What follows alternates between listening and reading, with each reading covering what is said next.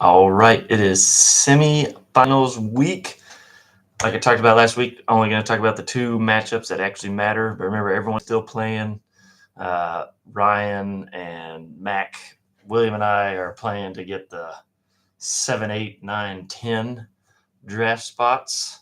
I think that's right. 7, 8, 9, 10, 2, 4, 6, 8. No, 9, 10, 11, 12 draft spots. And Delwyn and Jeffrey in the top slot. Winner of that one will play for the first or second overall pick. The winner of Rusty and Michael will also play for the first or second overall pick next week. But in the semifinals, we have Krista versus Barrett. A great matchup right here.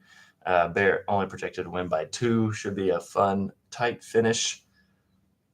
The interesting thing in this matchup is Krista with Joe Burrow and Barrett with the Bengals running back and receiver.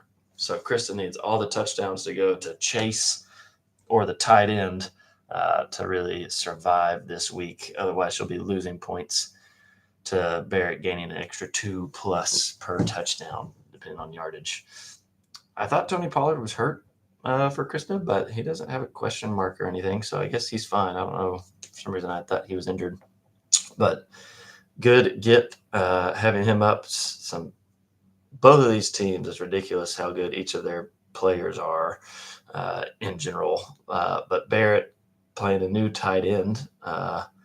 Interesting choice going with I don't think he's a rookie, but Britton Strange with Jacksonville after like a 12 target week last week, and then starting Xavier Worthy now because of Jalen Waddle getting hurt. So Barrett having to reach into the depths a little bit, whereas overall I like the strength of Krista's roster better of each individual player, whereas Barrett has higher highs, a couple of possible lower lows though.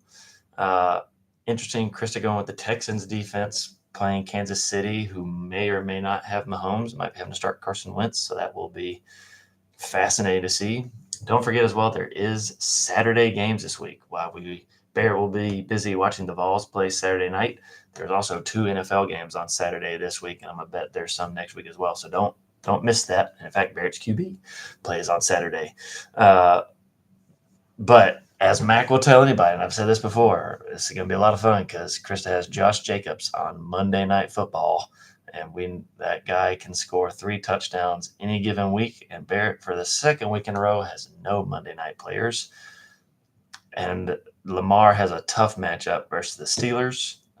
Surely he doesn't go as bananas as he did against me last week. Barkley, though, does get the Commanders, and he can't be as bad as he was last week. This is going to be tight, as it should be. It's the semifinals. It should be a great little matchup.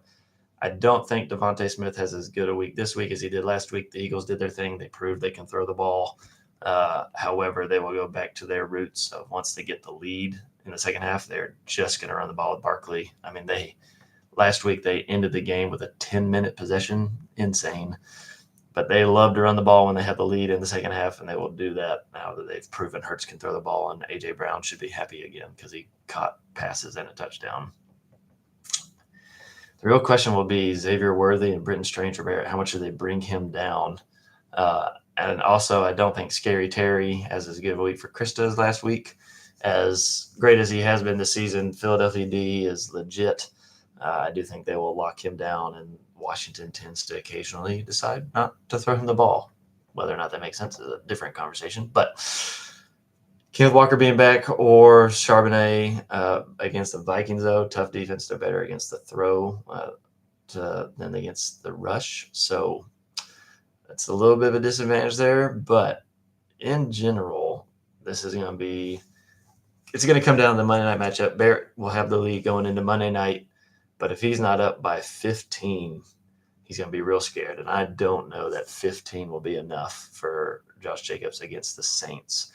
I could easily see him putting up 15 to 20 points.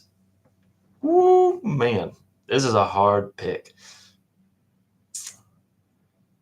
I don't think Kenneth Walker is going to be that great, or Charbonnet if they play.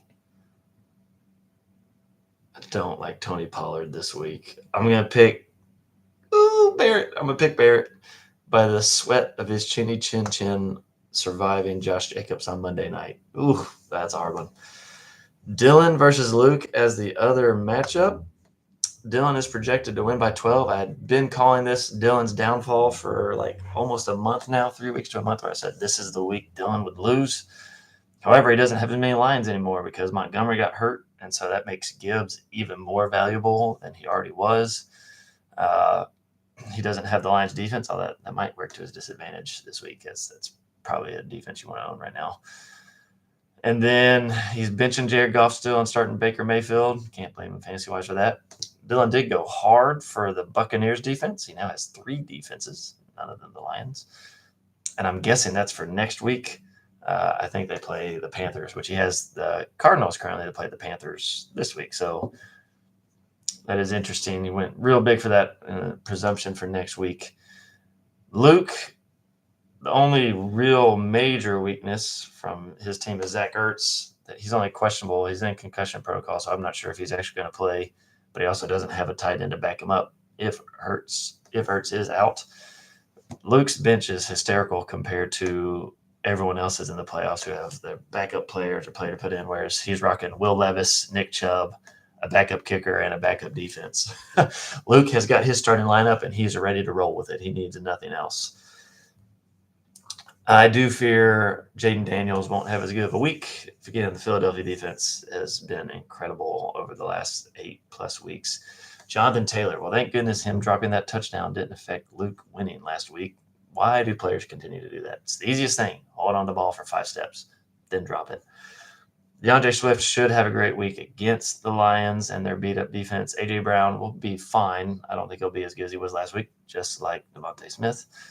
Garrett Wilson should be good. Maybe he'll get what not Hopkins, Devontae Adams got last week, although there's a lot of talk about Rodgers will continue to pepper Adams just because all they have to play for is their legacy of the wide receiver QB duo and most touchdowns. So it's an interesting line, seeing as their season does not matter. Jordan Addison has been incredible and will probably continue to do so under the resurgence of Sam Darnold.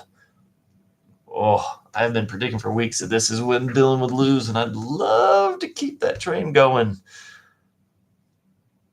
But Gibbs is going to be so good now without splitting carries on Montgomery, and that gets Dylan to not play another Lion, and he gets to play Rachaad White now against the Cowboys. Ooh, those small changes, that injury is going to do a lot to save Dylan's season, I think, and I think Dylan gets it done. The Lions do play at 1 in the afternoon, but he does have Baker Mayfield on Sunday night, along with Rachaad White. And Luke doesn't have anybody on Monday night either. Well, Luke's has every player at the 1 o'clock games on Sunday except Jordan Addison. Whoa. So going into the afternoon games, Dylan will still have A-Chain, Mayfield, and Rachaad White and his defense, and Luke will only have Jordan Addison. So, gosh, Luke, you better be up over 40 at least after the 1 o'clock games, or Dylan is going to run away with this. I'm gonna go backwards on my earlier prediction that Montgomery injury makes a huge difference.